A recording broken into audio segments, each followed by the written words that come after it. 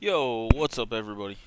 It's CLT here with a nice Sunday night series for week 2 of the LOLMidwest Summer League.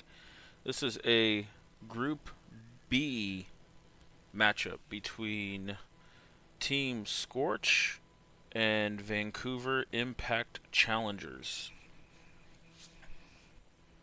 Team Scorch kind of coming off a little bit of a rough loss there. They did have a lineup change compared to the Team Scorch in the past, but I have faith that these players are went back to the drawing board. They do like the VOD review and improve as a team. They don't take losses that well, um, and I feel like we're gonna get a different Team Scorch here. And the Impact Challengers started off the split 1-0 as they did 2-0 Bop It, Twist It, Gank It. I'm sorry, I said Group B. This is a Group C matchup. My apologies.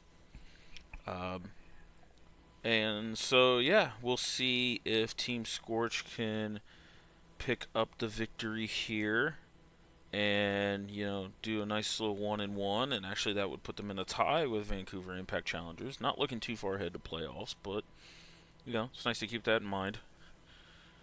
And they would have the tiebreaker if that were to come be needed as well. So yeah, we're still just waiting for last second player to join. They did send over the draft, fantastic, and we'll get going here with again Scorch on the blue side. Red side will be Vancouver Impact Challengers. This will be a best of 3 fearless. For those that are kind of new to our channel, we adopted Fearless this split, and I think it's been absolutely fantastic. So, we'll once we get started, we'll rock this.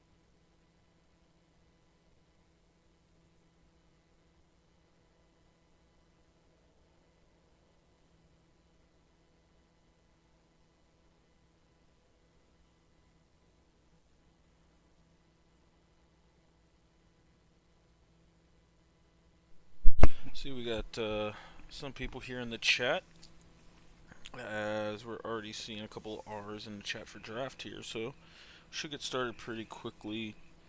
Mustafa Fan Club, yeah, he showed quite a bit of skill and was really good on the positioning last series. So Mustafa um, looks really solid to add to AED. So War Initiate, yeah, that's my line, bro.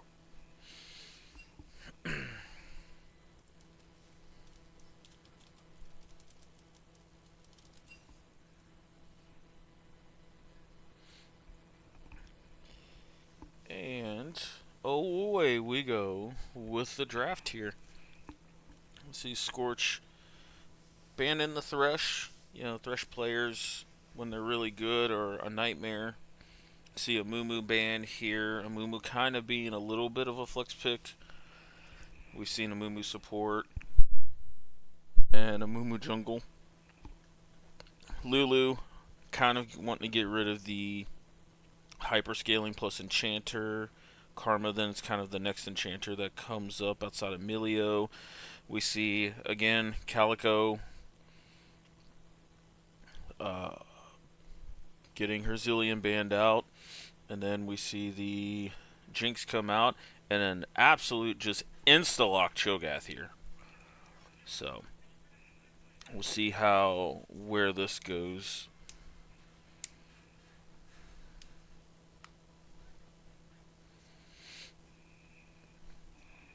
So we'll see what Impact Challengers decides to go here. See a Kaisa, so already kind of specking into a little bit of a dive comp or a wombo, which Kaisa really thrives into those type of comps.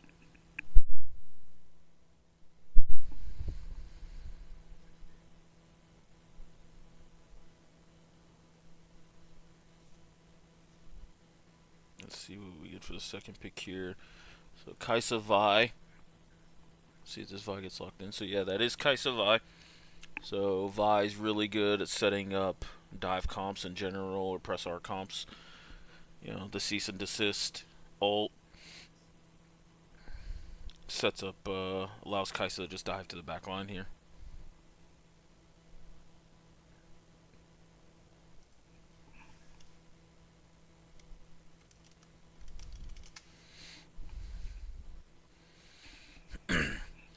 We do see the Zaya pick. Mustafa picked this, I believe, last week into a pretty big press R comp that also included Vi. So I think the Zaya ult is a really good defensive tool here. And if they build a pretty big front line around her, then pressing R on Vi could be very dangerous. We see the Kindred coming out for Rusty here. Okay, this is not a champion I can honestly say I've seen Rusty play. I know he's been playing jungle for a while, so he's probably spammed a lot of different champions and play styles. And since his team's been together for a bit,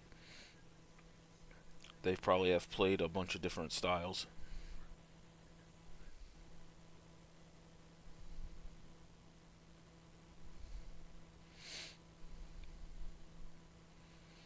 And then we see the Rakan coming out. So again, just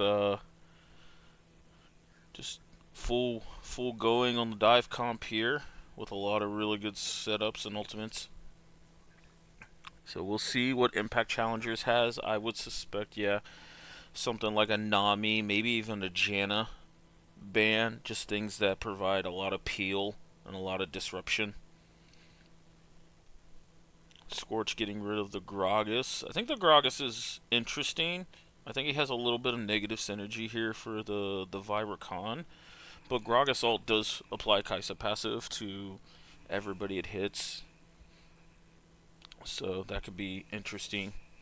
I honestly thought Gragas would have been really decent for Scorch. You just press the Gragas R on your carry, you send everybody away from them, and then you start playing the team fight front to back. See Cassante coming out. It's been a staple band against Ares. He's an absolute monster on Cassante here. And then the Lux coming out, so probably for Lux mid. Uh, you see, Renata's pretty strong. Yeah, yeah, Renata looks to be really good here. So you can start to build a comp that just refuses to die. Zaya ult, Kindred ult, Renata W. The Orianna is quite interesting. I do see well, we talked about the Janna here, but let's touch on the Orianna. Orianna's kind of been a champ that is still played by a lot of Orianna players, but she doesn't really have the damage and the consistency that I think she used to have with a lot of the newer champs and mobility coming out there. Orianna plus Vi, still a respectable combo overall, but then we see this Janna Rise come out, so you've built a lot of disruption, a lot of ways of tanking the damage with utility, and the Rise also gets pretty tanky, that he's going to be hard the one shot.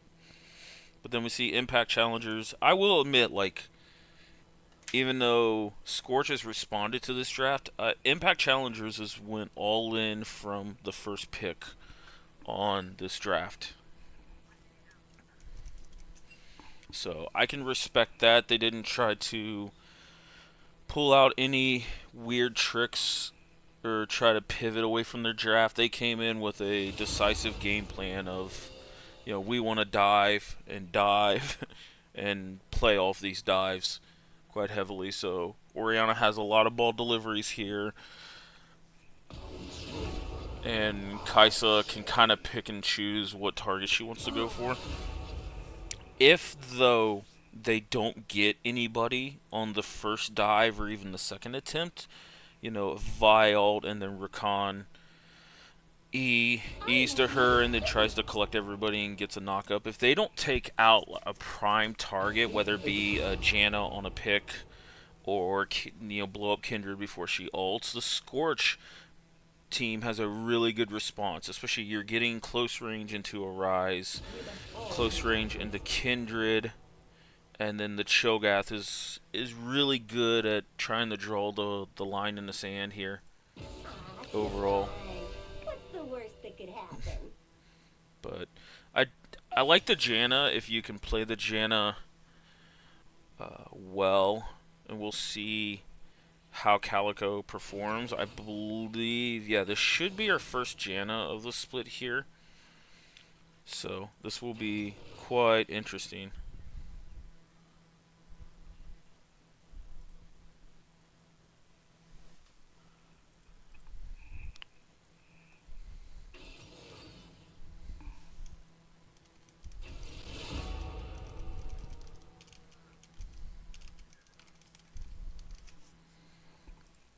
So let me move over to the client because we have a little bit of a surprise here.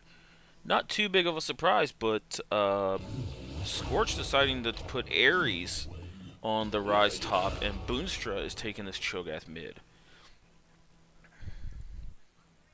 So, which I do think creates better lane matchups. While Orianna does tend to dominate melee champs early, Cho'Gath has the innate health regen and mana regen on his passive, and actually, once you get a couple points in the Cho'Gath queue, your poke becomes pretty respectable, in all things considered. And then Ares on the Rise top, I think he can space out Camille early, and then I don't think Camille can really stop him or zone him off from scaling just because he has so much more wave clear. But we'll see how this goes. I think if Camille gets ahead or if Vi ends up attacking this Rise push to up, they can definitely all in this Rise. So we'll see how this one ends up going.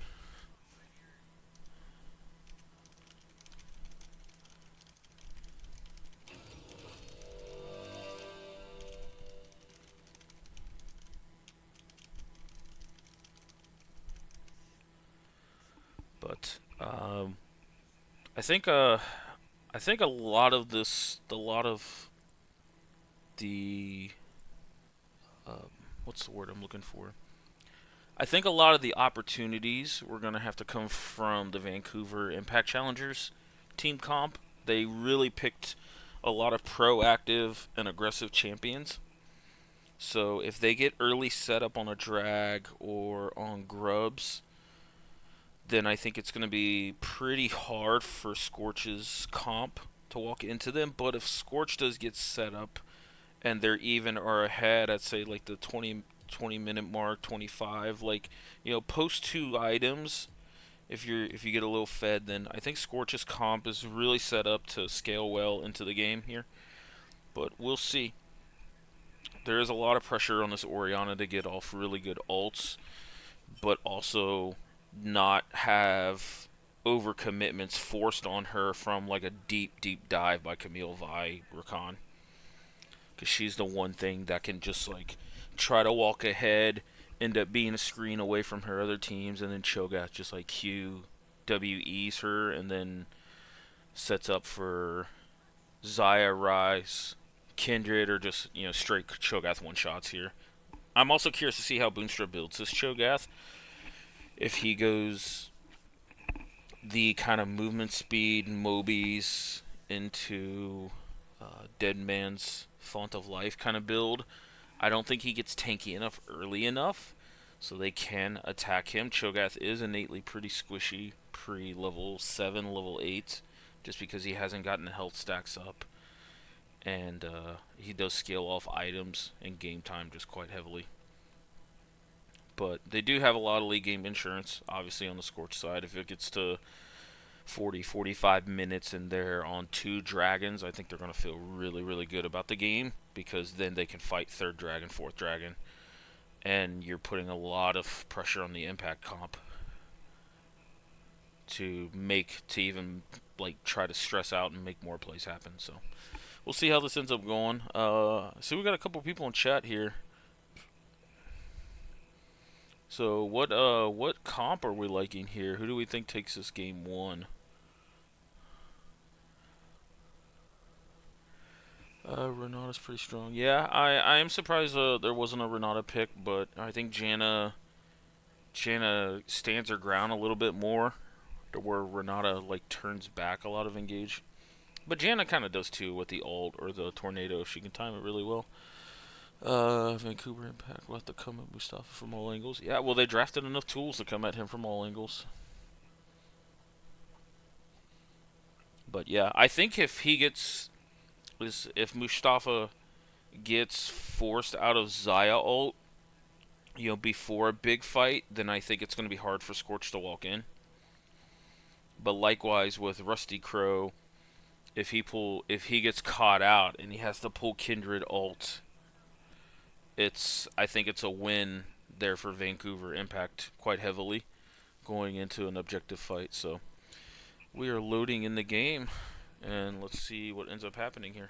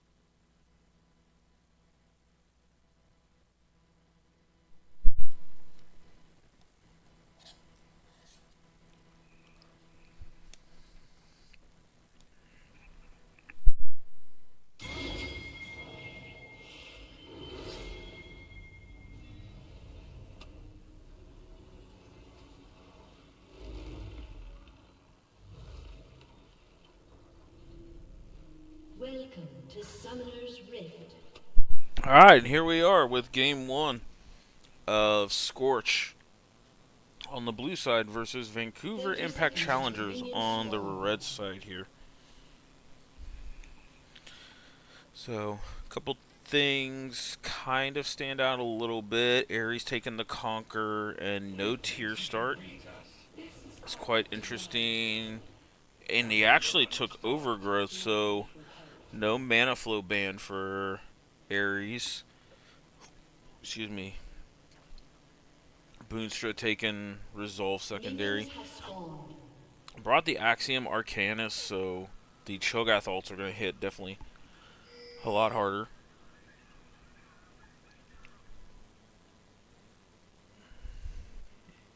Calico also bringing Resolve secondary. So a lot of defensive runes coming out here for the side of Scorch. We'll see how that ends up playing a factor in this. Cho'Gath into Orianna. Cho'Gath can kind of distance wave clear a little bit, but there's a chance if he pushes it too fast he gets zoned out and frozen.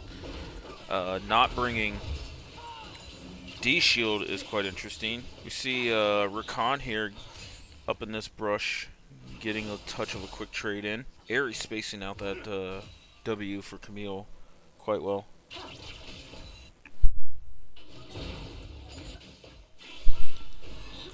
Boonstra getting a little bit of poke in here. He's okay with taking a little bit of loss of health just because of Cho'Gath passive.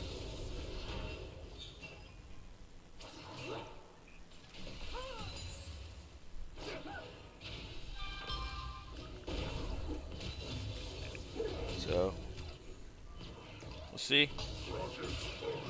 Orianna doing a pretty good job. Dodged the Q here. Would have been a big hit. Boonstra taking a lot of auto attacks there. Orianna's ramped up auto attacks are something that you don't want to mess around with. They do quite a bit of damage early. Aries dodging the W here by Camille. Camille didn't get any health back from that. So, we do see so far in the laning phase the Vancouver Challengers team knowing that they have to be aggressive early and kind of set the tempo. Aries having the force flash here, but returning fire on Camille. Camille doesn't have flash, but Aries using that flash defensively means he can't chase forward here.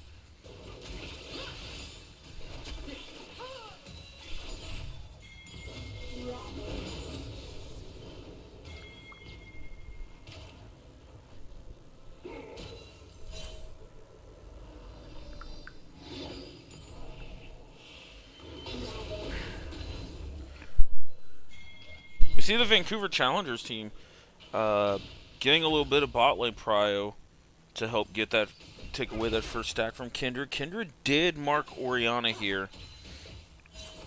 And we see Vi kind of backing away here, which I think they do not have vision on the Vi, so Vi's kind of wrapping around. We do see a flash coming out from Orianna, but we got Vi here forcing the flash out of Boonstra and ends up getting the first blood here with the 3-hit passive. Rusty took a little bit of damage as well. Rusty still has flash, so if Orianna steps up, I think he can punish it. But that's a big take, I think, for Vi. You really want to try and get accelerated, so your ults hurt like that much more. Calico using the Q here to stop Rakan dash. We do see Aries getting ganked here in the top lane. No flash on Vi here, but we do see Aries getting ignited from Camille and ends up falling here to that gank. But we do see the bot lane of Scorch fighting back here in some of these trades. See, Mustafa had a really good pullback there to stun Kaisa. And all in all, really good trade here. Scorch's bot lane's going to end up backing here just because the lane's pushing to them. So I think that's one thing they took away from potentially last week's series, is if they have the advantage bot lane, like keep trying to pressure it.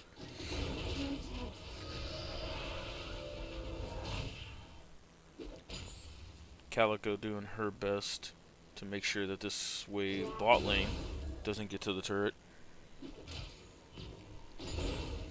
See an early Sheen coming out of Rusty, so I think we're going to see Trinity Force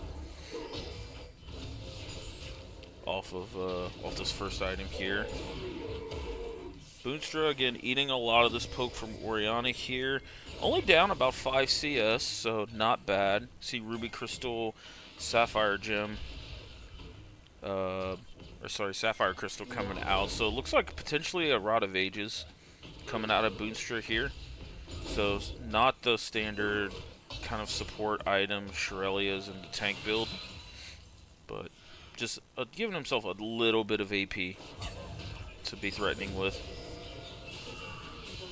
But we see the Impact Challengers going after the Grubs here. I think the Grubs is exactly what they needed, especially if they get Camille ahead. But Rusty doing a really good job noticing this. And even smiting so Boonstra can eat it. So that's a stack on the Cho'Gath ult for Boonstra here. I think overall it's a pretty solid trade for Scorch here. Because I think at the end of the day, the Grubs won't be too much of a factor unless you win a team fight. Just because you're not going to be able to out-wave clear the Cho'Gath or the Rise if you're Camille. But we do see the Kindred mark on this top lane Scuttle. And they also end up taking Rusty's blue buff as well off this invade. So Vancouver Impact Challengers doing a really good job trying to keep this tempo fast early. See, they're up in CS on a majority of the lanes. Bot lane ended up kind of tying itself up. This freeze here by Mustafa and Calico, helping them get caught up on the CS. They were down about 10 to 12 here. And actually, after those 2 Vi ganks that netted her 2 kills, we've seen pretty much like a lot of slow fighting. But they're doing quite well getting rid of the buffs and invading here. So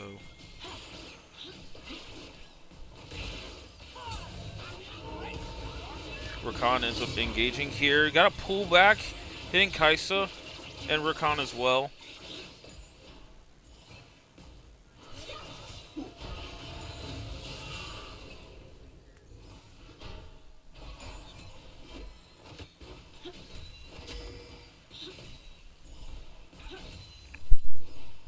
I think our next fight's going to be over either the Grubs or Dragon again.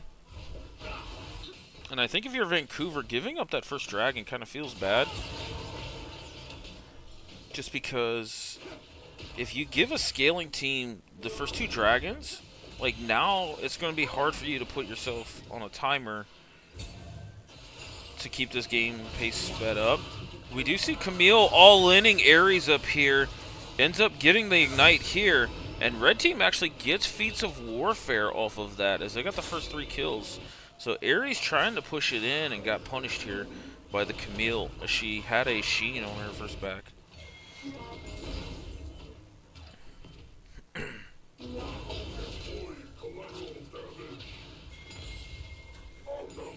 So we do see Boonstra nomming on that minion here, so that puts him to 3 stacks. He's already nommed another minion.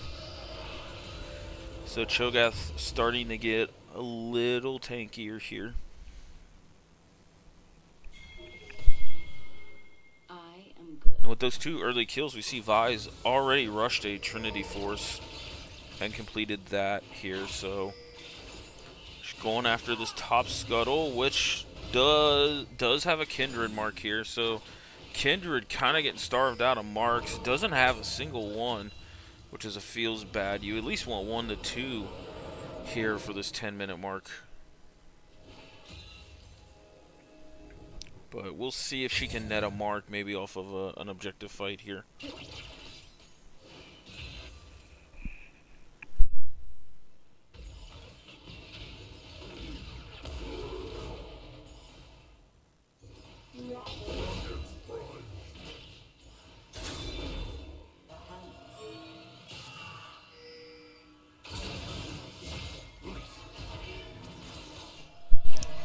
actually Ares returning favor against Camille off of that trade. Camille E, I don't think it's going to be up for a few more seconds, and you have Rusty here. But Orianna TPing in. Cho'Gath ends up stopping the Orianna TP. And now you got a 2v2 up here in this bot lane. Cho'Gath coming up as well. Nice ult coming out here. Rusty ends up ulting. And even though Ares flashed out of it, Camille still ended up attacking. Now Rusty ends up falling to the Camille here. So Boonstra now trying to do his best. And ends up trying to nom over Vi, but that ends up being a 3 for nothing here at this top side. And you see Mustafa getting all in here by Rakan. He burned Ignite as well, but overall Mustafa not in too much danger here. And now we see the whole top side of the map here for Vancouver Impact Challengers, but all have 2 kills. You know, Orianna rushing the Swifty boots actually turned out to be a really good,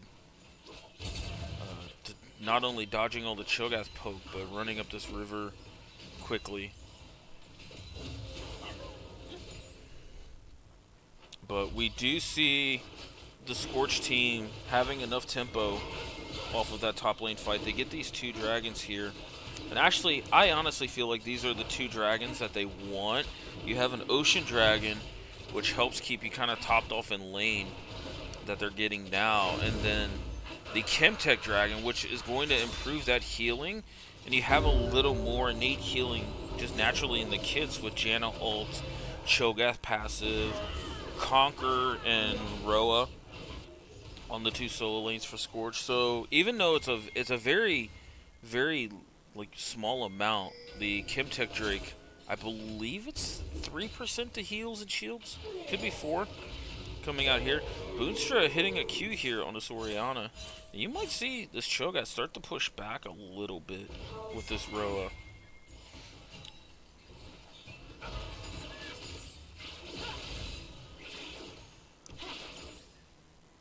So we see first items coming out here by ADs. Cho'Gath ult not up yet, so Orianna's not in too much danger here. But I do like the Orianna W, the dodge the Cho'Gath Q here. Orianna going for the Seraph's Embrace, so it doesn't want to get bursted by the Scorch team comp, which I don't think they have, like, they have an okayish amount of burst. See Rusty having to flash away with Vi charging up the Q in her jungle here, so we start to see Impact wanting to pressure this top side of the map, and especially this top side of the jungle here, trying to prevent Rusty from farming. Boonstra did move a little bit, but it looks like they just called it off and just wanted to let Vancouver have it. Oh, but we potentially see an all-in here from the bot lane. Rakan got taken down. Quite low health. Got to about 15% health here. But he ends up backing here. No immediate threat. But we'll see. We see Vancouver we didn't see it pop up on the spectator, but they ended up getting the second set of grubs here, which I think is pretty massive given the game state. Like, I thought grubs would be a little overvalued here, but they kept the game much closer, or they've done a lot in this early game here. Let's see, you got an ult coming out here by Orianna. Boonstra doing his best to try and land this. That ends up being a shutdown over to Rusty, which that's the one person you want to give it to. The bot lane of Scorch ends up getting this first turret here, so feat's not taken just yet. Rakan ignites Xayah here after the little skirmish.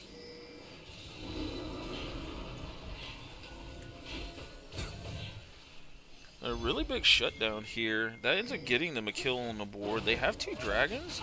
They're only down a little over, what, 3,000 gold? Sorry, 2,000 gold here.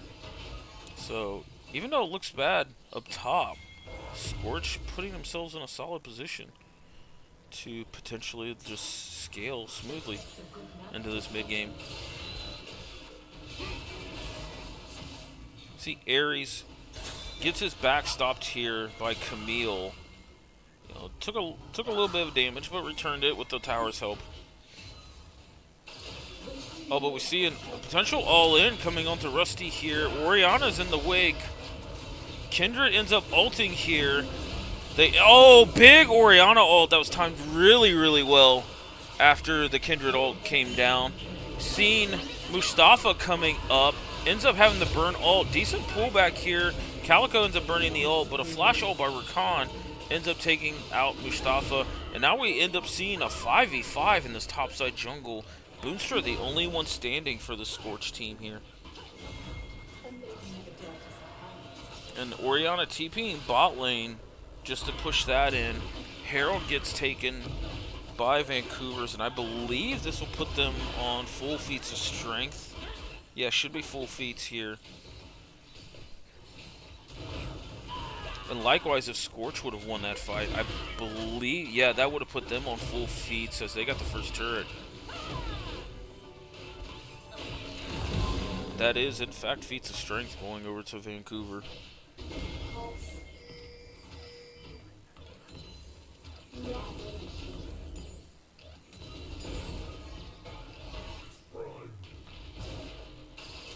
See, Camille using the walls from Otacon here, attacking Boomstra. Boomstra is pretty beefy right now, but this Camille's doing so much to take her out. And Boomstra started the ult animation, but did not go through. And potentially a pause here? Not 100% sure. We'll give it a few seconds.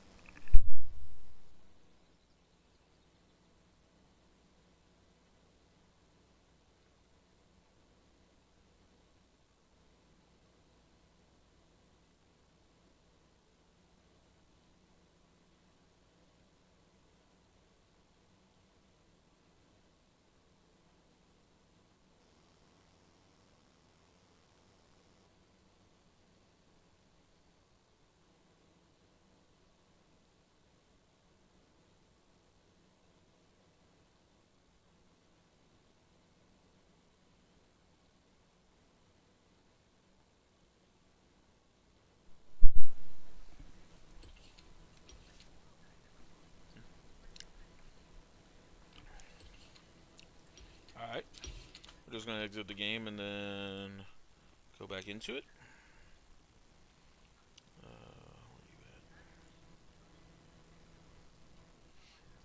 So, spectator bug happens again.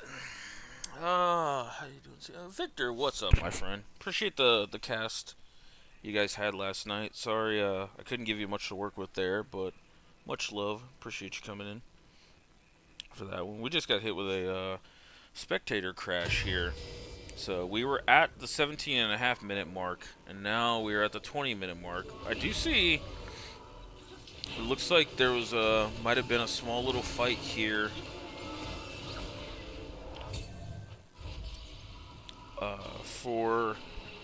For both teams, and I wish I could see who got the shutdown off of Vi. I mean, Mustafa got a kill, so I hope that goes over to him. See, kind of looking at the gold, it's fairly even for the ADs, but top lane having a lot of separation in gold. And jungle also as well here, so probably safe to say Mustafa got the kill here.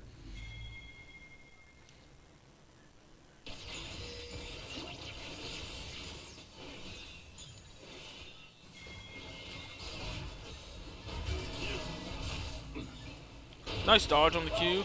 Oh, we do see them attacking Calico here with the Rakan ult. And the bot lane of Scorch ends up getting attacked here in this mid lane. It ends up falling, as now we are looking at a 3-16 game and roughly a 6,000 gold lead coming out of Scorch. Boy, this Camille damage is absolutely insane right now. Ares stepping up. Nice flash out of him to dodge the Vi gank here. I just think right now there's not enough tools on the Scorch squad to slow down the game. Like, they did pretty well here. We do see Ares ulting in here. Rusty kind of starting off this fight. Boonstra following. And Rusty ends up getting the kill onto Vi here as Camille's doing her best to chop down this top turret. And Oriana's actually on this bot turret here. Camille's going to get pinched away. But, you know, Camille E's great. Camille E doing what he can. Ends up falling to Ares, and then Boonstra ends up getting the Nom Nom onto Rakan here and gets a shutdown. But also, Otacon just spawned about 2 minutes ago. This is a pretty big Otacon, in my opinion, here. Oh, we also see that the coming back from that crash, that Vancouver impact ended up taking the Mountain Drake. So, and this is actually Voracious Otacon here, so this Scorch team has a free GA here for about the next, I believe it's 2.5 minutes. But I honestly, for as little as I've seen it, so, you know, bear with me on that, I'm not 100% sure I'm a big fan of getting Voracious Otacon. I mean, obviously, getting the extra gold when you're behind on takedowns is great, but this revive takes so much longer than normal. Oh, big Oriana ult here, but Calico putting up her ult and topping off everybody. Mustafa ends up getting ignited here. Does Calico got a shield? She does have a shield. So Mustafa's trying to lifesteal in this fight. It's going to be really hard. They still have Vi ult up. Mustafa kind of getting Rakan out of this fight. He ends up getting the Otacon revive here. Vi ends up getting taken out. Let's see if Boonstra or Rusty can potentially get this dragon. Rusty does end up taking this dragon here. So Scorch probably having one of the best Voracious Otacon usage I've seen. You know, getting into that fight, they took down Vi, so they got a little extra gold there. But everybody ends up falling and getting the revive buff here. But they ended up getting this third dragon, which I think is absolutely insane that they pulled that off. Rusty does it again with some clutch steals. So now looking at this game state now, it is 6,000 gold in favor of Vancouver, and they look like they're playing the strength of their comp quite well. Ares still trying to get to that second item, Seraphs. I think that helps him quite a bit against the Camille push. But once he gets to about that third item range, he's easily going to push back Oriana, and he's going to be able to sit there and brawl with Camille, I feel like, quite a bit. And then we can't doubt the scaling of Zaya either. She's at 2 items now. So we don't see any real resistances coming out by the Cho'Gath here. So he's not going to be the tankiest thing on the map. But see Calico making a really risky pathing choice there. I honestly thought they were going to pull the engage and just send it right there. But we see Rusty. Rusty got found out by the red ward here. He ends up using the Kindred ult. It's just Vi ult. Oh, but big kind of ult coming out of Oriana. Rusty flashed it. Boonstra had a really good knockup coming out of the Kindred ult. But we see Camille on the backside here, and so Vancouver re-engaging this fight. Calico doing what she can to protect Ares. Boonstra gets off a ult on the Camille here, and Mustafa ends up kind of getting ignored in this fight, so he ends up returning fire, and that's a couple of kills over to the Scorch side. Now they're only down 7 kills and 5k. So Really nice Q coming out of Boonstra at the end of that Kindred ult to give him time to flash the Orianna ult, get out of dodge, and then like I said, Boonstra had a clutch Q when Camille dove in. They focused fire Herd down quite a bit. So we start to see the Scorch team comp that they drafted starting to pick up some steam here in this mid-game team fights. Oh, feels bad. Autoed the Baron. I like this guy's name, Pixelated Pizza. It's pretty clever.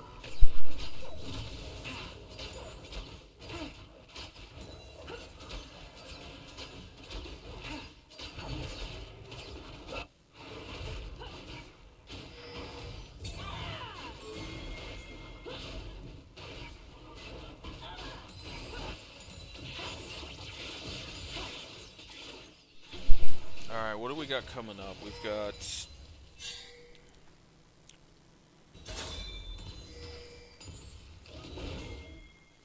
Dragon coming up here in about a minute. Baron on the table. Camille chunking out Boonstra, but Boonstra's taking less and less damage every time these trades comes up. Cho'Gath passive comes through here to kind of help top him off a little bit.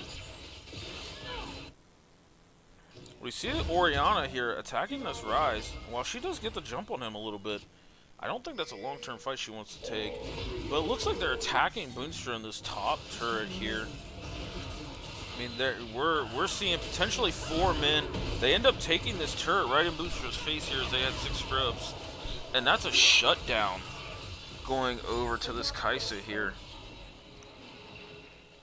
But they do give up tempo on this Dragon. And actually, if I'm Team Scorch, I'm okay with this inhibitor falling.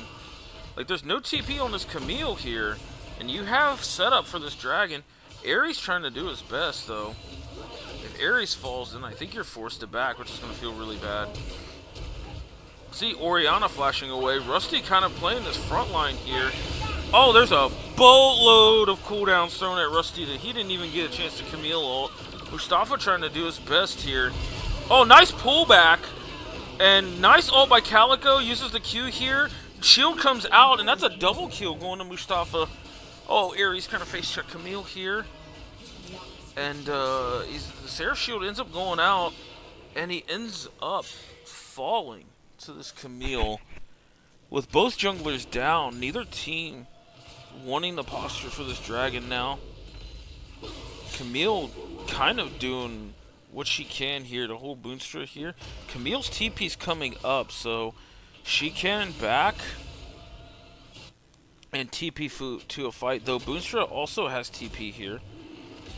So we traded kills on either side of the map, but no real tempo was gained here.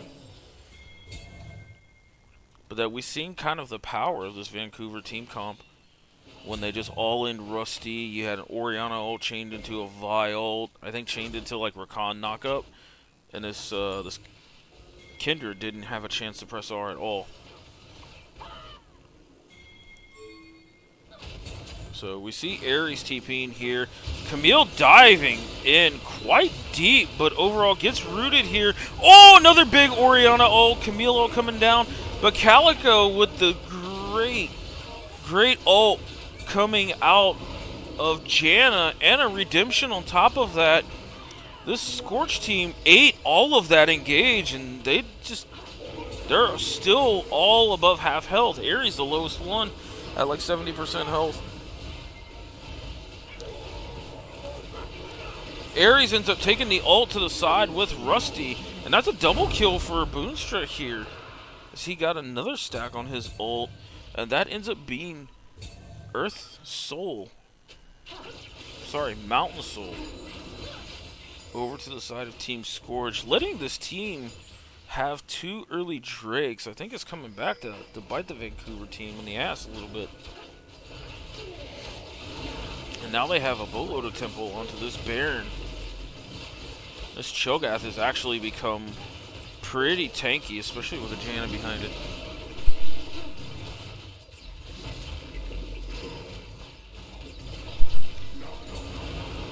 Boonstra ends up getting another stack from this Baron. So let's check on the stacks here from Boonstra. He's at 11 stacks overall, 6 minions chomp, so he has no more free stacks. Kindred here has now 7 stacks from all of this mid-game team fighting, so this Scorch comp is online.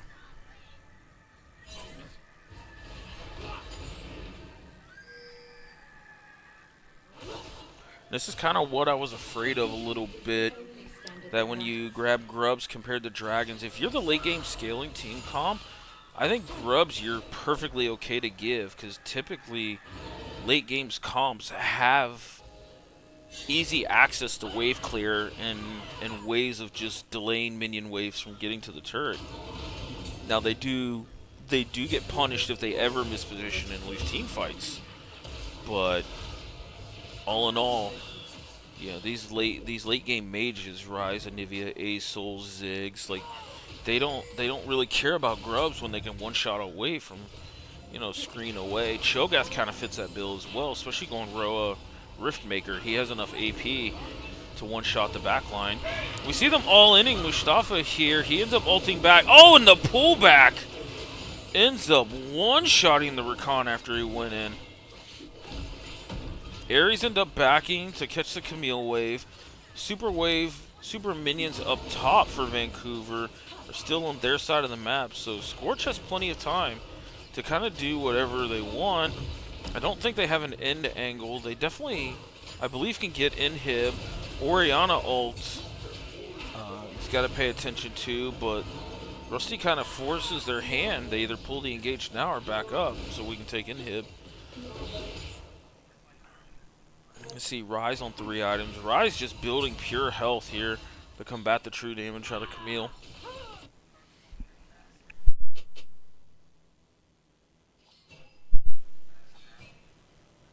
So, you see double armor items. Looks like Thornmail potentially coming out of Boonstra.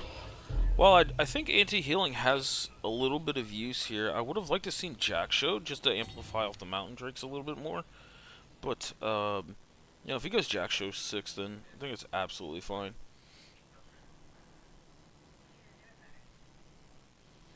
But Calico now on 2 items has her core of Moonstone Redemption here. If she times that redemption off of the Rusty's Kindred ult, then I think it's a big fight turn.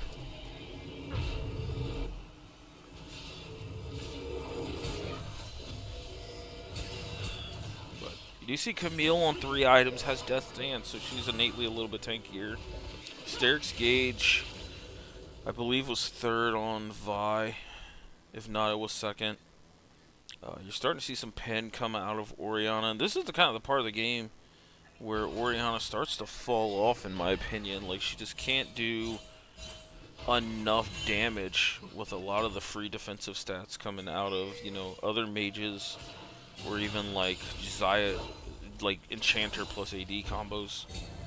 And then you have something like a Ryze that's just innately building tankier and tankier, albeit no resistances, but still just flat health. It's really good.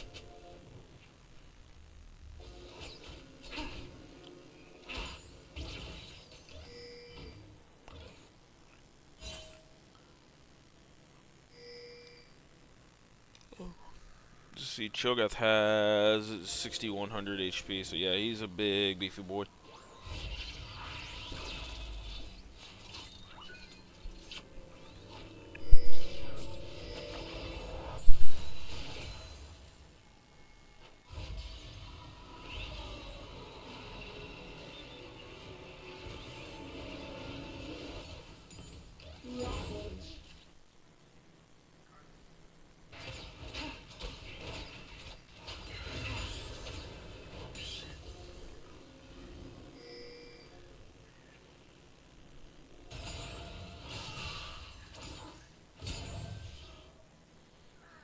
So, Camille having to back here after pushing this bot lane. Vancouver's doing really well to keep a lot of pressure on the side lanes here. But, I see Rusty moving up here. Mustafa just straight up frontlining. for his team here.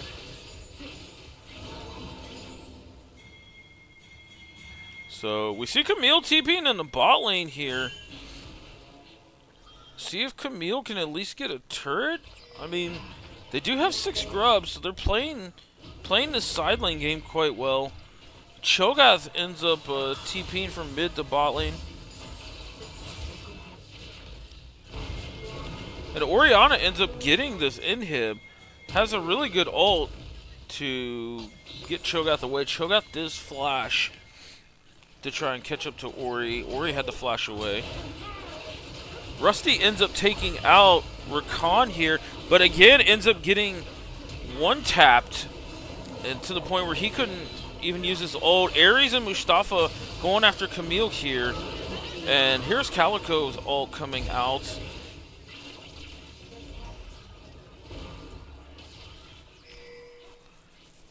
And all in all, we see just the top of the support for Vancouver ends up falling here, as the rest of the team is on this Elder Drake.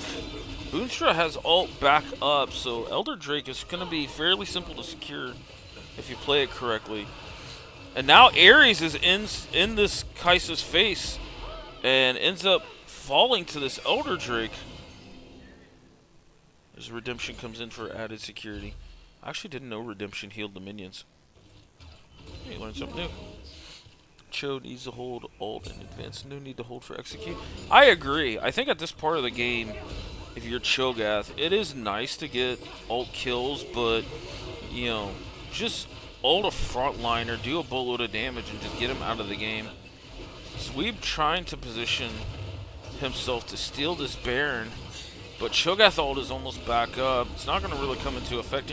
Oh, big knockup by Boonstra, actually, to delay their advancement into the Baron pit. And that's Baron and Elder onto Team Scorch here. Now, if you look up top, they're up by about 1,200 gold here.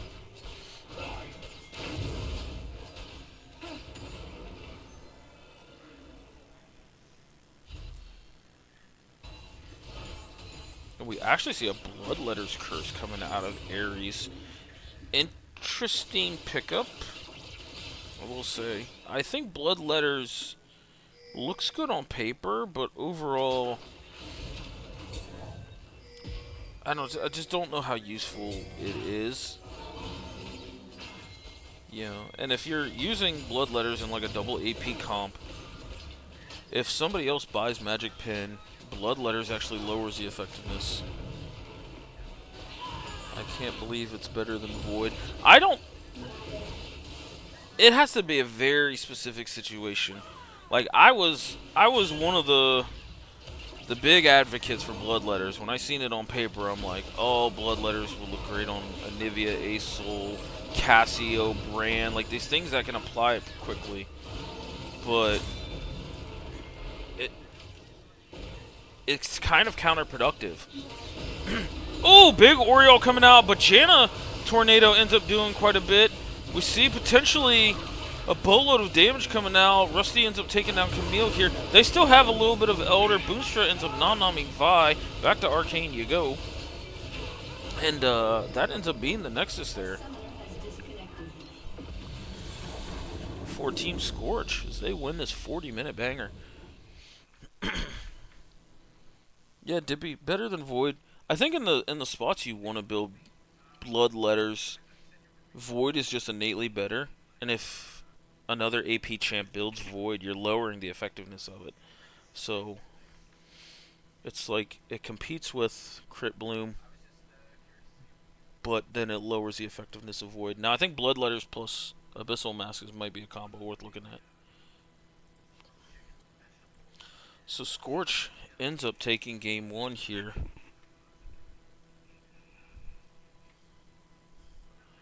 In a very, very entertaining game. We've seen a boatload of engage drafted by Vancouver, but they just didn't get a big enough lead. And I think Scorch played a lot of these team fights really well. So Scorch now on the board here in this week 2 series.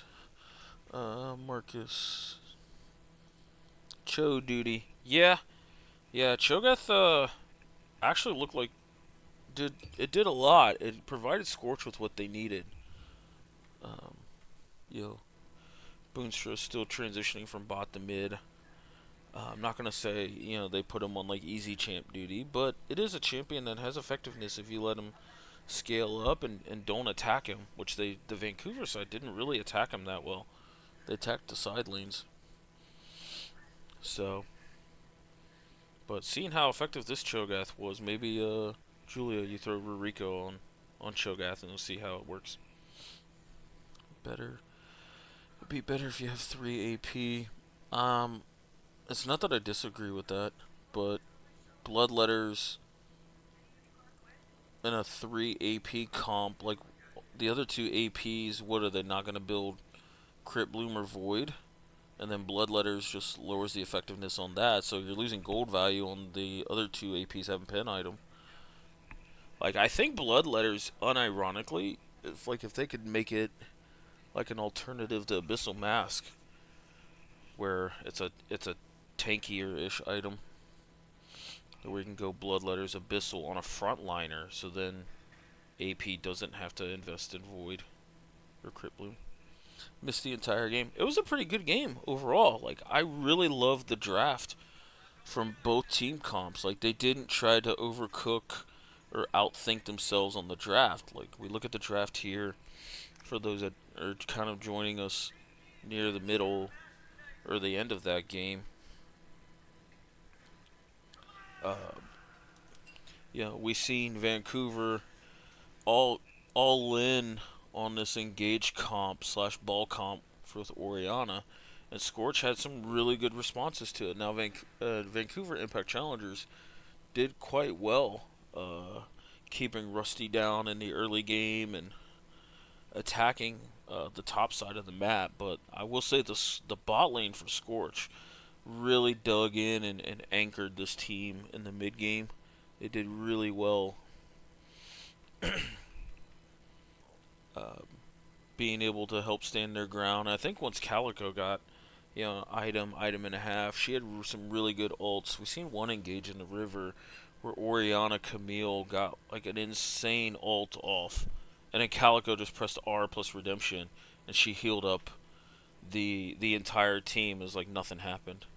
No fizz detected. Yeah, I don't think you want to play fizz on either side here. So yeah, no fizz at all.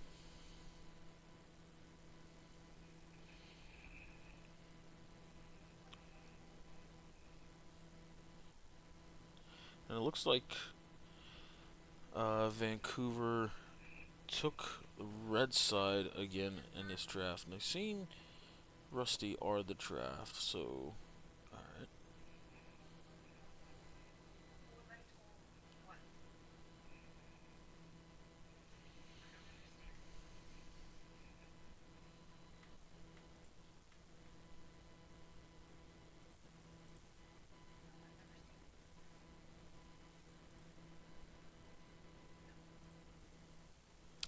Oh! Okay, I had to click on game 2. It's not a draft tool that I'm accustomed to using, so my apologies there. So we see 3 straight support bans again. Same as game 1 here from Scorch. Impact ends up banning, 2 supports and 2 junglers. Maokai kind of being flexed to both. And we see Varus coming out by Scorch here. So Mustafa on, again, kind of a DPS ADC, but this one doesn't have really many defensive options. So we'll see what Scorch protects us as. Impact Challenger, again, drafting a very aggressive, very fight style comp in the Tristana and Rel. And then we see the Poppy in response to that. Poppy, I think, being super good pickup with Rel Tristana showing. And I think, judging from the 2 comps that Impact Challengers are trying to draft, I think Poppy might be a perma-ban for them if they really, really love playing these type of comps. So, let's see what they respond to here.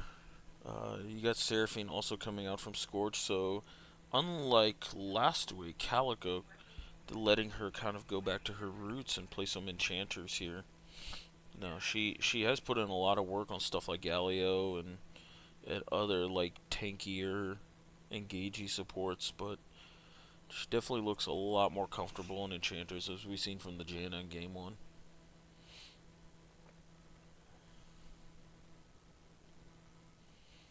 Let me see, Sejuani getting picked up. So I gotta respect Impact. Like they see champion, they fight champion. We see Cassante getting taken away from Ares. No shocker there if you've seen Ares Cassante. He's absolutely cracked on that champion.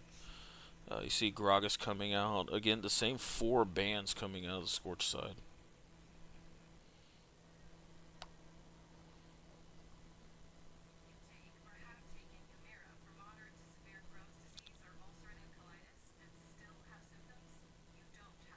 A Hover and a Nasus ban. I know Ares has played quite a bit. Oh, we see a York ban coming out here. So attacking Ares here. I haven't looked at the OPs, but I assume Ares is spammed a little bit of York to warrant that ban. Lux ban coming out, which I would assume is lobbied at the mid laner for Vancouver here. Ooh, and a Victor coming out potentially. Victor's kind of an interesting pick. Like, I think he does better in comps that want to stand their ground, and he kind of wants to sit behind a tank line, and you just try and like face plant into a front line, and then Victor's in the back, just kind of supplementing a lot of the damage there. And we see Impact Challengers has a pretty go forward team comp, so we'll see what Victor wants to do there. We do see a Mel coming out on the side of Scorch. So this could actually be a little bit of a flex pick here. I mean, Boonstra used to play bot lane, and I actually think he had a couple games on Mel last split. But also, as a bot laner, he could play Varus mid as well. Um, Mel, decent matchup in the Victor. Like, she can reflect the E-Laser. Um, but Victor still outputs just a little bit more damage. We see the Olaf coming out here. Olaf being quite interesting. Him, akin to like Xin Zhao, where he likes a lot of enchanter help. And we see some of that coming out here. And then a Rumble. Oh, there's a Rumble here. So Rumble versus Olaf in the top lane. I assume that is an Olaf counter. Maybe maybe if Dippy's still in the chat, he can give me a little insight on this matchup. Because I feel like Olaf hates the laning phase, but then once he gets an item or two, he absolutely just run down Rumble. That's how I kind of picture it going.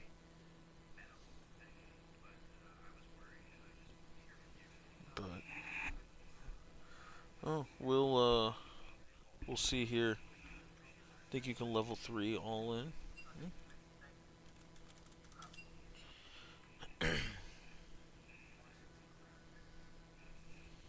So we'll see how Ares wants to play this draft. Or, I'm sorry, this lane here. Is he kind of got pushed around a little bit after a couple ganks up top? So maybe he's just he wants to be in this guy's face and have a little fun with it. So what do we think here? What's the chat think? Who ends up winning this draft? What are their thoughts on what potentially could happen?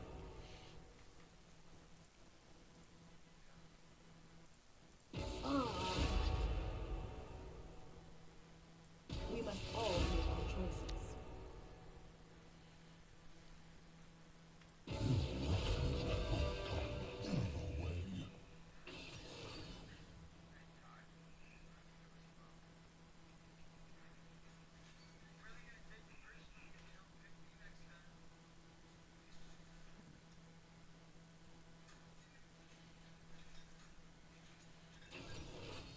I don't really think either team like distinctively won or lost draft. I feel like they have a distinct style of game that they want to play, and whichever way the game goes, if it favors that style, then the other team wins. Like we seen last game where Impact attacked Rusty in the jungle and mainly the top side of the map. They got all six scrubs, and they team fought in the jungle like quite well. We seen an early 5v5 up top where they pulled away, but then they didn't keep the pressure up. And so it allows Scorch to, once they got a really solid team fight in that Mustafa popped off on, then Scorch's team comp just kind of went off to the races. Plus, I think they were okay with giving up two dragons after having the first two. They 50-50 the third one, which Rusty is like so goated for the 50-50s that once it went their way, the pressure's all on the Impact Challengers comp, and their comp is getting outscaled. But Mustafa has less tools to like self peel with, so we'll see if them attacking Varus helps out. You Rel ult in the Sejuani with Rumble Victor ult along the side. There's a lot of AoE damage coming out here. Yeah, I agree, Julia. Scary game to be a Varus, and they first picked this Varus here. So I felt like if you first pick something like Seraphine and leave the option of flex open, if they go Trist Rel, then all of a sudden you're like, okay, I'm happy with like a Poppy Ezreal rotation, and then your AD feels like they can play a much safer game even into like the rest of the comp here, because outside of Sejuani, Ezreal's damage really doesn't fall off, and even then Sejuani like doesn't build many resistances because they're so gated into her passive. So it's not like Ezreal here for the side of Scorch wouldn't fall off at all. Um, but we'll see. If this ends up being like an on-hit Varus and he gets the Jack show, at a really reasonable tempo in the game, then maybe he's going to be too tanky to deal with as well.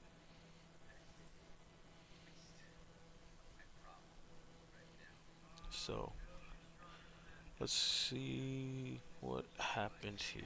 Still waiting on a spectator delay, so I'm gonna go get something to drink, and I'll be back once we're closer here. But put your thoughts in the chat. How do you think this game's gonna go?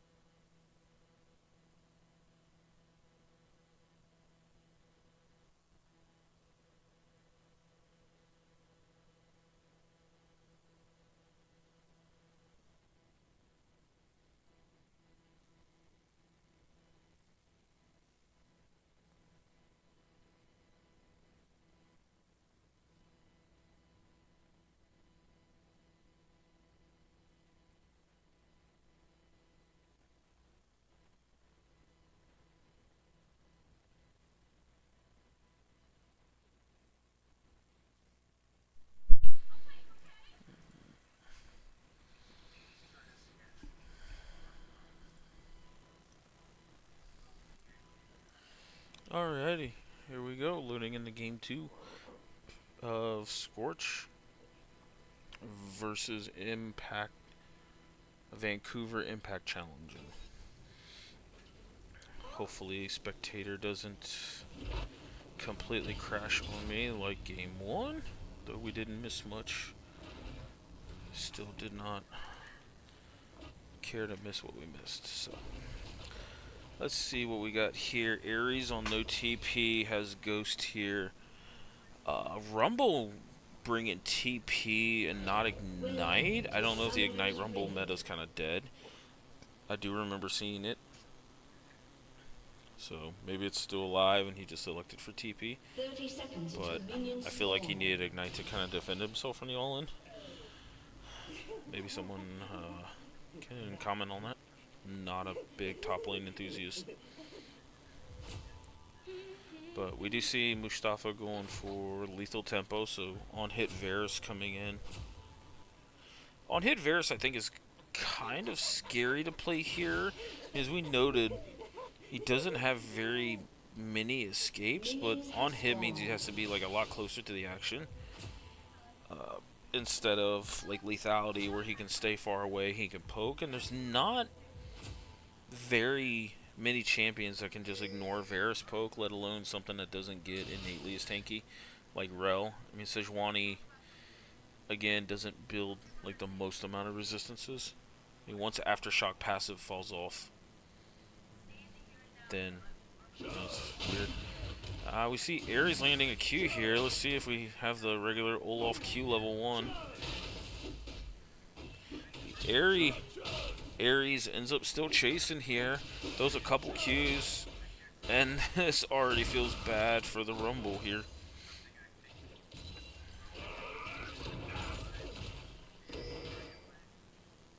Bro, who is autoing this game?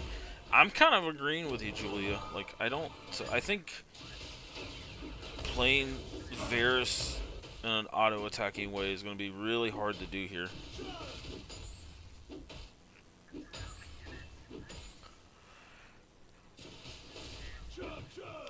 We see Ares bringing up 2 waves here. He did burn a lot of mana on this level 1, so I think he's trying to get in a little bit of a cheater recall. Yeah, it looks like he is getting a cheater recall here. So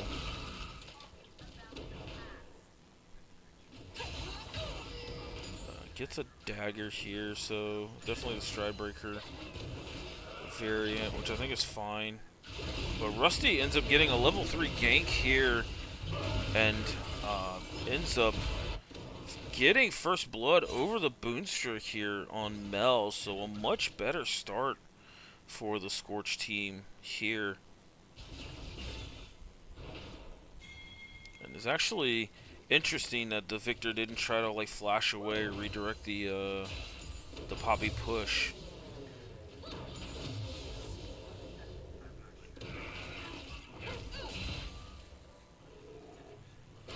But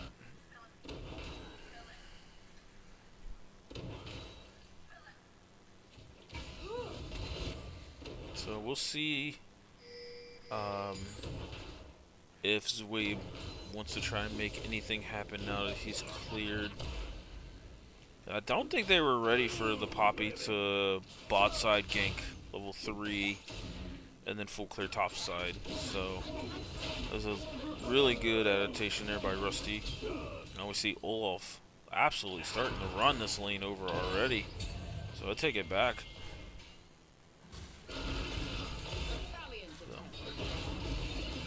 While Mel can deflect the Victor laser, it's really like a weird timing just because you're deflecting it back. So, and then once you burn the W here, like this is what Victor can do in this matchup. Mel does have like pretty solid wave clear, especially under turret, so she's not going to fall low on CS, but it does get pretty risky to stay in health thresholds like this. See, Mel now has to back if Victor even lets him back, and he's already going to lose like part of this wave on the turret here. So Victor getting a little bit of an early lead off of this. I do like the ward coverage overall for this Impact Challenger. They see Rusty in his bot side jungle. So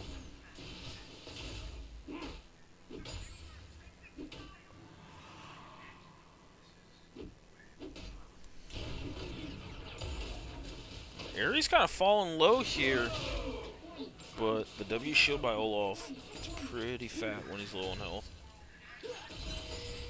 And actually, Sejuani was up here to kind of guard from the turn.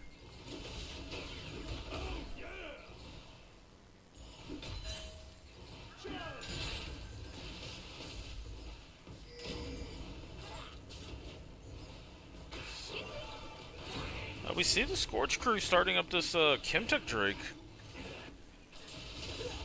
Which actually, low-key, like, Chemtech Drake only helps Olaf more and more in lane.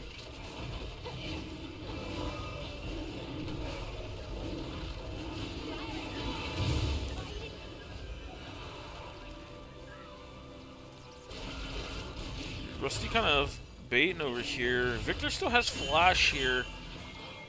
But Victor also kind of standing his ground. It's a big cooldown burned by Boonstra. And you have Pixelated Pizza coming up the river here, so really nice nice posture there from Victor.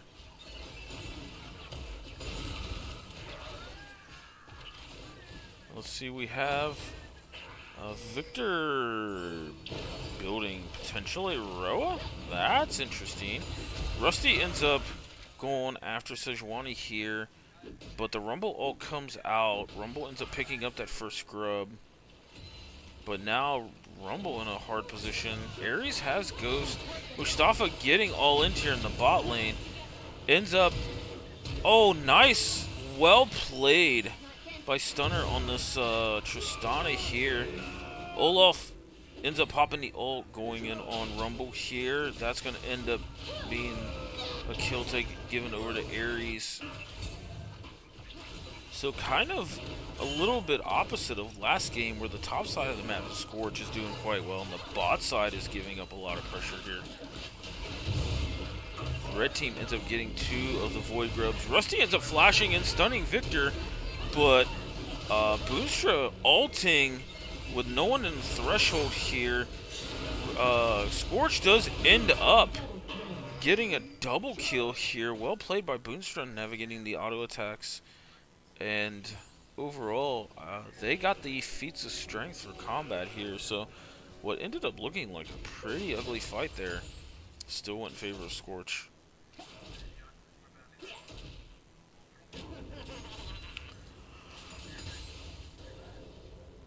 So Boonstra getting off to a really good start here in this game 1.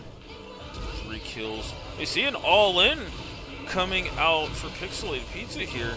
And they're just jumping on Mustafa, as, again, we kind of worried if this Varus was too immobile.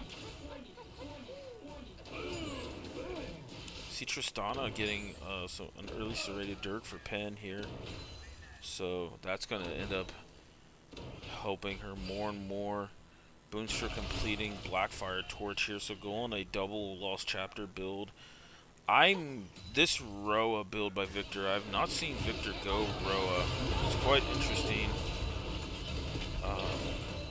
Bot lane all in Calico. She had to burn heal and flash.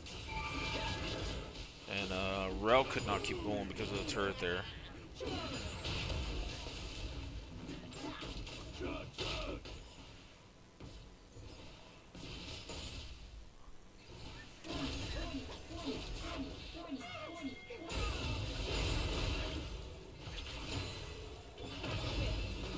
Oh, nice. Nice pin by Rusty here off of a really nice E coming out of Boonstra. Boonstra ulting a little early, but they end up getting the damage. Mustafa should fall to, to Stunner here. So they're attacking this bot lane heavily after they ended up winning the 2v2 several times here. So Victor's still falling behind, and this is kind of a feels bad if you're falling behind going a Roa build, because you're probably still, you just got your second component, So you're about another 2 minutes away from completing Roa. Puts it at about 12 minutes.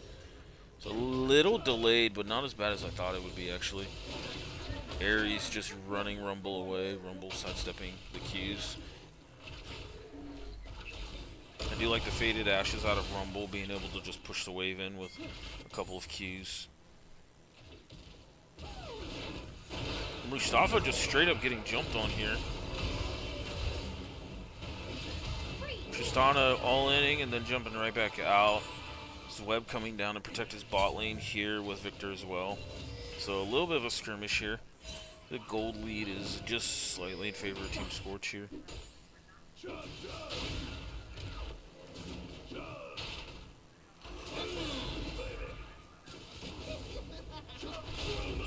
Oh, we see Aries turning it back around, going after Rumble here. Rumble bit off more than he could chew after he ends up ulting.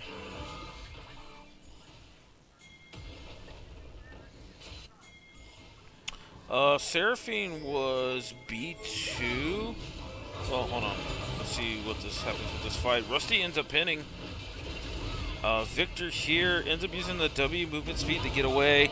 Mustafa getting all in again. Boonstra ends up TPing bot side. Ends up burning the ult here and gets Rel right after that. Calico almost gets the double snare onto Sejuani. And what ended up being a fight picked by Vancouver Impact ends up going 1-for-1 here, but Sejuani has tempo for this dragon along with the rest of the team, so they're going to give this dragon up. So Boonstra putting up a really solid scoreline overall here. 5-0-0, getting accelerated to potentially the Seraphs here. Victor still not on Roa. He has enough to go back, but they keep fighting these fights here. It's just not letting Victor do anything. Rusty ends up taking out.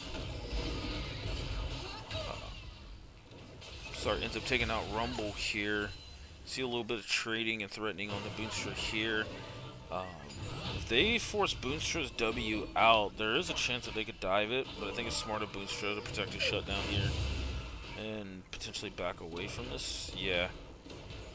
You do have 2 grubs on the side of Impact, so these grubs are going to help potentially get 2 plates here. But we see the... oh! Okay. While Boonstra played that well, knocking Tristana out of the turret range actually had an adverse effect here. So we see Rel kind of posturing here, but Boonstra's going to keep autoing and loading up the Mel passive. Oh, we see Mustafa getting caught out here in the transition by Victor, and we see him cleansing both the Victor ult and the Sejuani ult, but it's not enough. Aries doing what he's doing best here, just all-inning this Rumble when he's alone.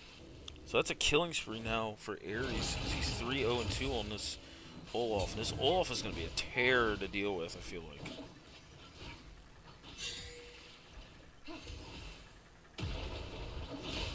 So Aries kind of being smart here, knowing that his health gets lower. He gets more attack speed here. He's actually... maybe... no, I don't think he gets his first turret. I might. He does have Hydra.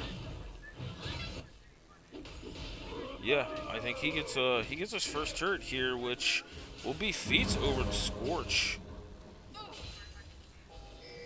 So they're now up by 3,000 gold, but it's mainly the top side of the map.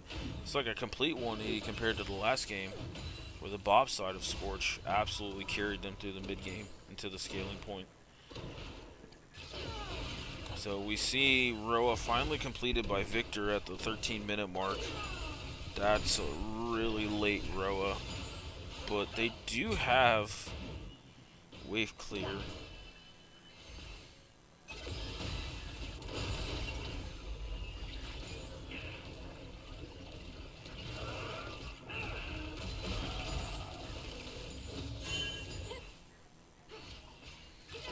It's actually quite impressive. Like, Mustafa's been getting attacked here, and he's up in CS, all things considered here. I mean, he is behind only 400 gold of this Tristana, actually, so majority of his gold lead, I think, is mid. Yeah.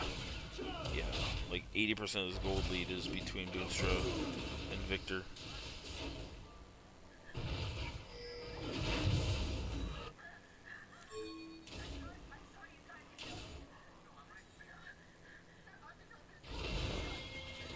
But Ares is just going to keep perma pushing this lane because they have to send 2, maybe even 3 to deal with him. Heartsteel coming out for Sejuani. I don't mind the Heartsteel, especially if you're going to attack the top side of the map here when they have 2 melees, but I don't know if it's best in slot here. I just don't know what it would be. So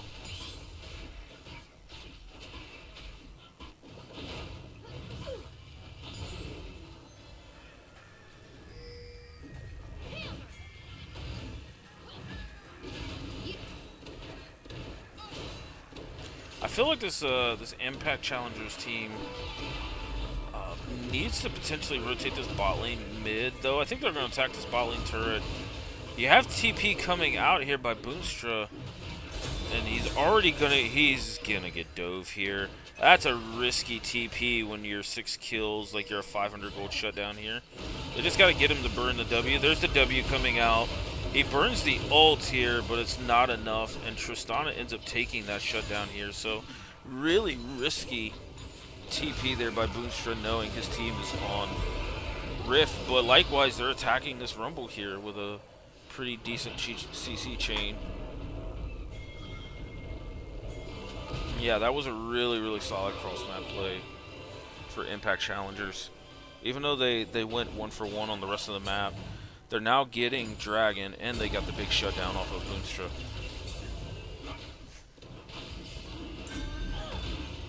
Let's see. I've seen Rusty steal these. Let's see what ends up happening here. Nice ult by Zweb here. I think they got to end up burning this. You see TP coming in from Victor. We'll see what happens here. Rel doing her best to drag everybody else around. Zweb ends up getting that dragon. And Rusty flashes out of the pit here, so net positive play for Impact. They're now up a dragon here. I would almost argue that they scale equal, if not better. Like, Mel's not known for scaling, and Victor just keeps getting more and more like his arcane self.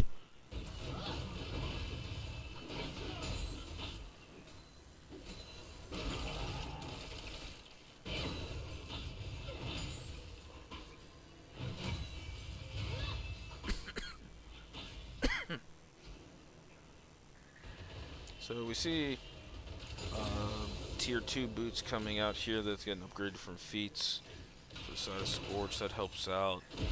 Ares is now got everything complete, but we see a big pickup here for the side of Scorch. They ended up walking blindly into that river, into a Boonstra E, and it just got chained from there. So really nice pickup from Scorch here. I think this is what they got to do to attack this map. Rusty pushing this top side is quite interesting here.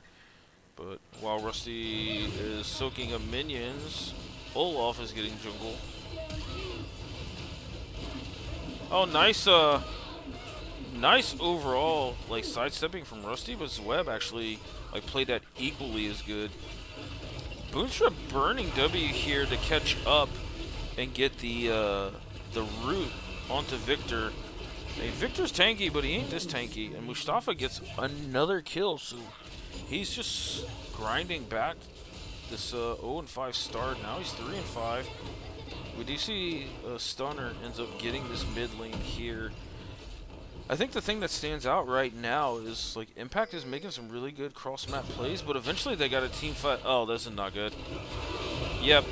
And Stunner ends up giving over his shutdown to Ares here, so a lot of shutdowns just going over to carries on the other side here. But I look down at the scoreline and I see a 4-0 Tristana. Oh, but Mustafa ends up catching out this Rumble here.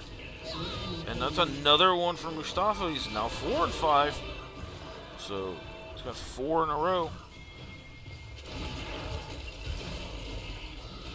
Yeah, Olaf has Flash. Ghost Flash here. We were kind of attacking Mustafa's score line, but let's look at Rumbles here. 1-6 now.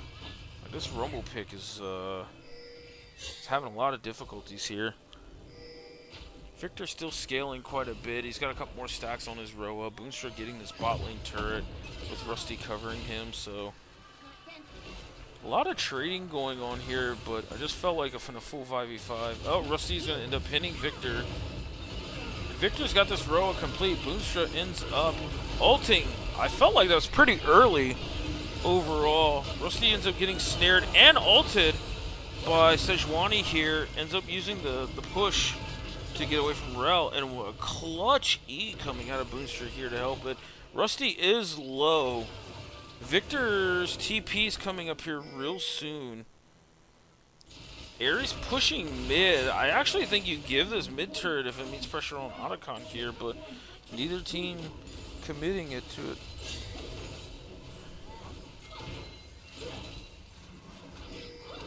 I agree there, Julia.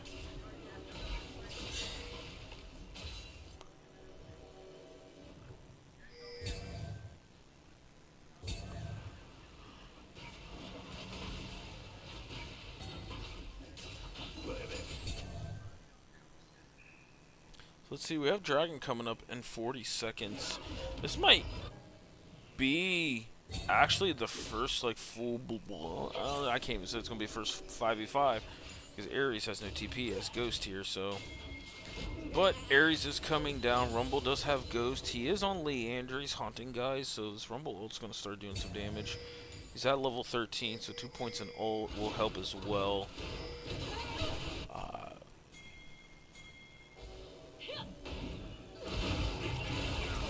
So we see Rusty ends up getting stunned here, but we see the rest of them attacking Zweb.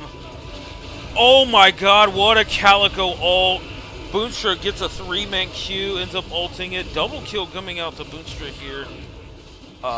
Rusty Crow ends up taking him. Boonstra ends up getting another one there. Actually goes over to Mustafa.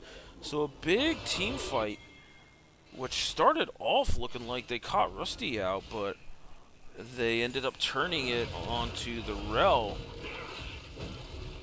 So now this Impact Challengers team is behind 5k gold. They evened up the Dragons, and now they're taking Otacon here.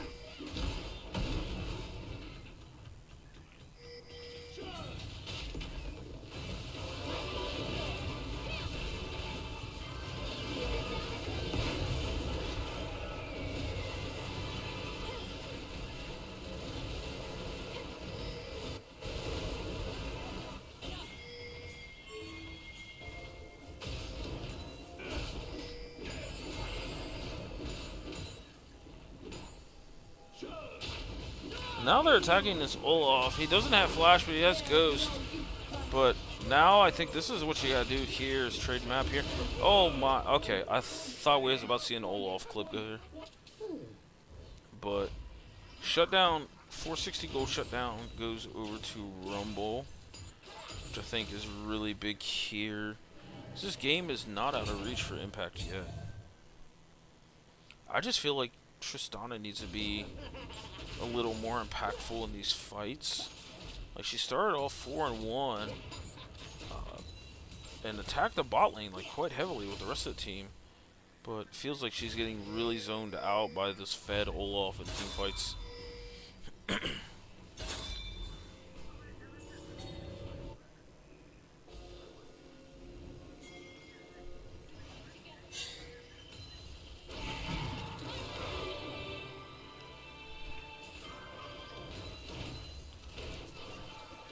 See Rusty completing his, oh, I can't think of it, the Force of Nature here. He'll feel really good walking into Rumble and Victor. Rumble now on 2 items, pretty much matched with Olaf to a point. Um, Boonstra's just absolutely massive though on these 3 items. So he's got double burn and Seraphs here, so he's going to be pretty hard to take out, but his damage is going to start falling off here soon. Rusty ends up picking a fight in the jungle for, well, he's actually like super tanky and lasted long enough for Ares to come down, so what looked like a bad fight ended up being really good.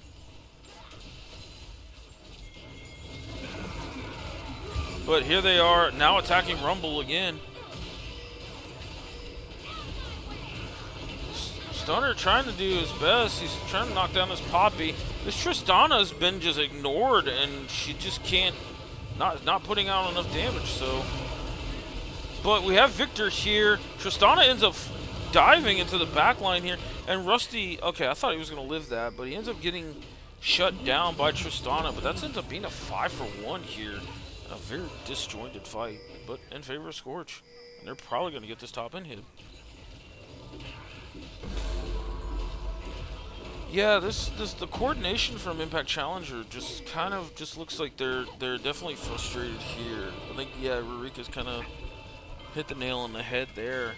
Like compared to the first game where they looked so coordinated in a Wombo like press R comp.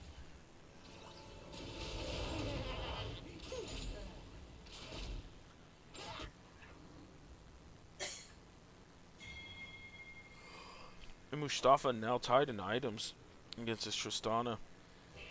I feel like this, while the Collector did well in lane, now it's starting to fall off. And you went IE third, so now you're going to delay your damage even more by not getting a Last Whisper item.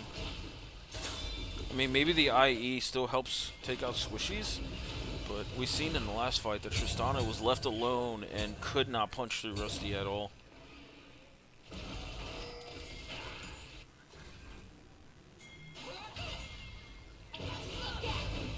Oh, well, that was an interesting interaction. Pins web on the other side there. Boonstra having a really big E, and they take out Sejuani yet again. Olaf falling off here. Ares kind of in no man's land. Getting stunned up. There comes the Asterix. Calico having the ult. Oh, but Victor flashed into the Calico ult just to get pinned by Rusty. And this is probably an end angle now. That felt so bad. Victor kind of flashed to get away from Rusty, but ended up getting caught by the Seraphine ult, which made him walk forward, and then he got pinned on the broken turret. And he was the catalyst to like kind of keep this fight going, but ended up just not working out. And Scorch is going to take this 2-0 on the back of a really solid performance once the turrets fell here. But Boonstra carrying this early game quite heavily. Interview. I see you, Rusty. Would you like me to pop down, good sir?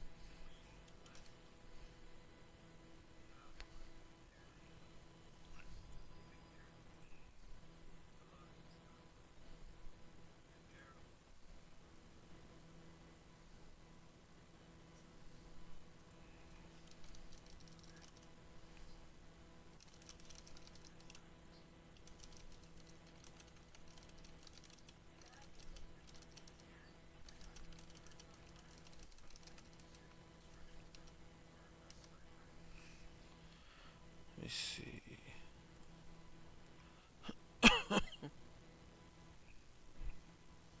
Four Masters versus 1 Mustafa. Let me double check with Rusty.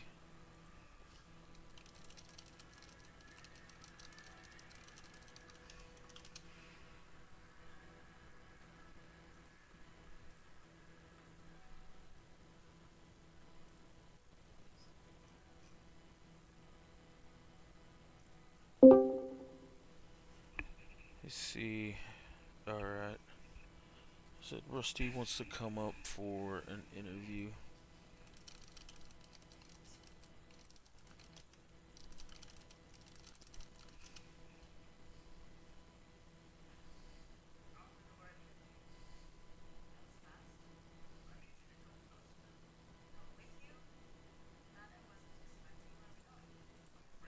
He can't. Let me just do it this way then. There we go. Hey, CLT. Yo, what up, Rusty? Oh, not too much, man. Just happy to not have lost. Man, and what a series, honestly. Cause like I enjoyed like both drafts because I think, and maybe you can comment on this in your experience, and maybe you guys can comment on like how you may have done this before. But it feels like sometimes you go in with a game plan, and when you get to that like 4 or 5 pick, you kind of abandon the plan to react what's going on. And I like the game one draft was pure press R comp by Impact, and they stuck to it even regarding not trying to over pivot off what you guys were showing. How did you feel looking at all of those alts and all of that engage for them on game one? I mean, honestly, it's a pretty standard comp, and we were prepared. Once we saw the Vi and the Kaisa picked, we were like, oh, they're definitely going hard. And so I took the Kindred, one, for the ult, and two, just to deny it from him for the rest of the series, because it's his most played chain. He's like 127 games on it. It's his best jungler. And I like the matchup into Vi, and so I figured it's as good a time as any to play it. And then our game plan was just, we need to survive their burst and then turn and win the fights, which took a while to have happen, but eventually it did.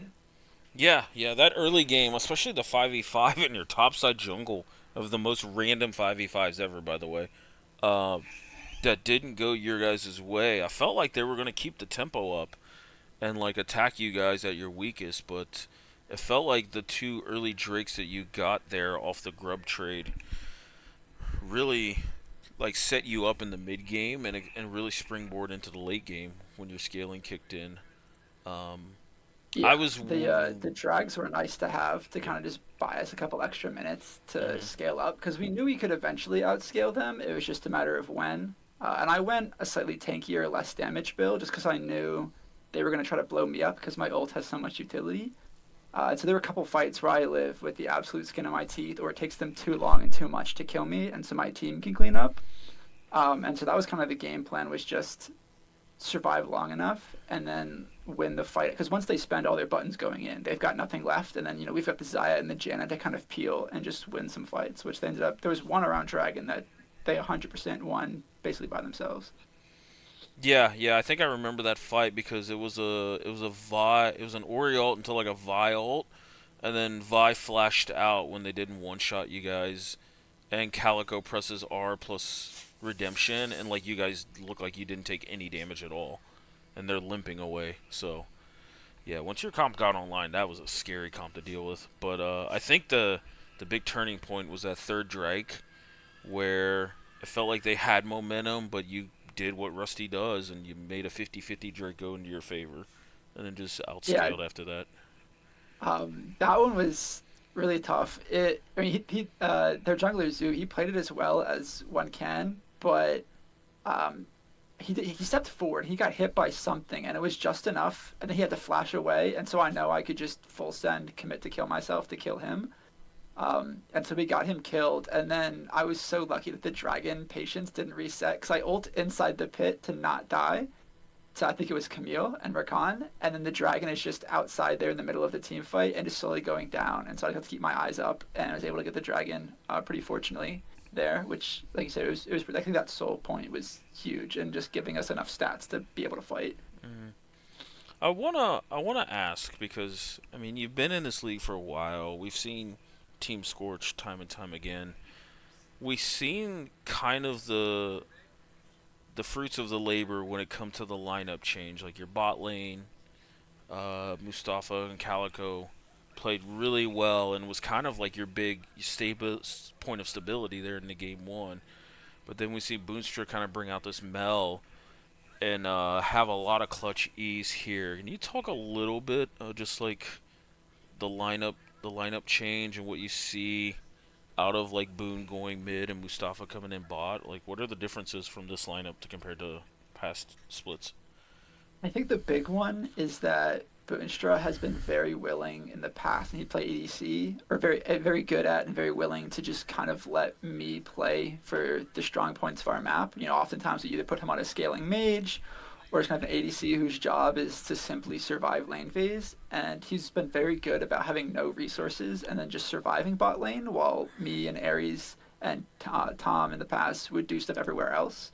I think the big change is Mustafa does want a little bit more attention than Max does, and so I am having to play towards bot side in a different manner than I did with Max, but it has helped me a lot in going mid. Like so that game, Max is obviously a very skilled player, and if I can get him rolling early, he can impact the game a lot more from the mid lane, just because it allows him to move around a little bit more.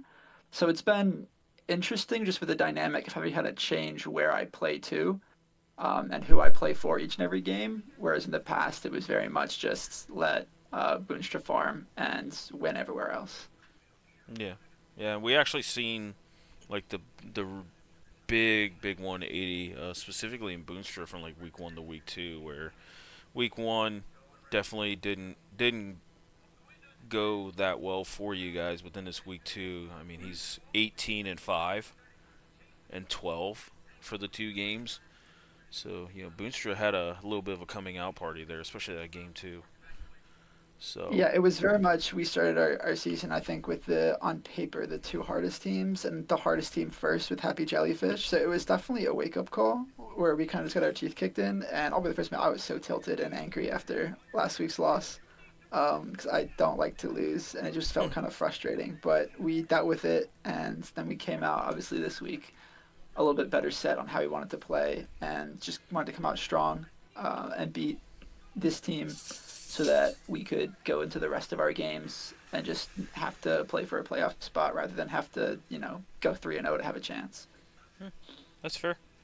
That's fair. Well, I will let you go enjoy the victory. Congrats on the 2-0 and really competitive 2-0. Honestly, this Vancouver team, I know they're new to the server, but they look very impressive. They have like a distinctive direction. They remind me a lot of like Cal Poly. Yeah, So no, they're a very good team, and they had me sweating through my shirt the first game. I definitely was at a point where I was thinking, "Oh crap, we're gonna have to survive a second game and try to win in three." But we were able to find a way to win. But yeah, no, they're very good. I definitely expect to see them again in the playoffs. hmm alrighty, my friend. Well, I'll let you go. I appreciate you coming in and giving us some solid words there and input on that series. And yeah, we'll see you next week. And All right, thank you, good luck. Scotty. I appreciate you cashing. Oh, not a problem. Not a problem. I appreciate you. So, Good night, sir. good night. And just like that, we have Scorch 2-0ing Cal, or not Cal Poly, I'm sorry, Vancouver Impact in a very competitive series. I thought Vancouver showed what they like to do, and they play it very well. Like they have a lot of engage and skirmishing type of comps that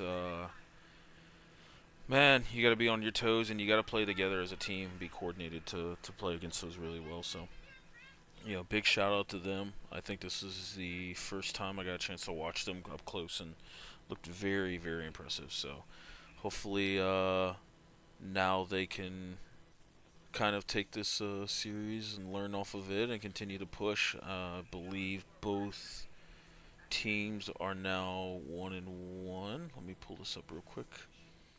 I'm not going to show it on stream because I don't want to spoil any other results, even though most of you guys can go look at it.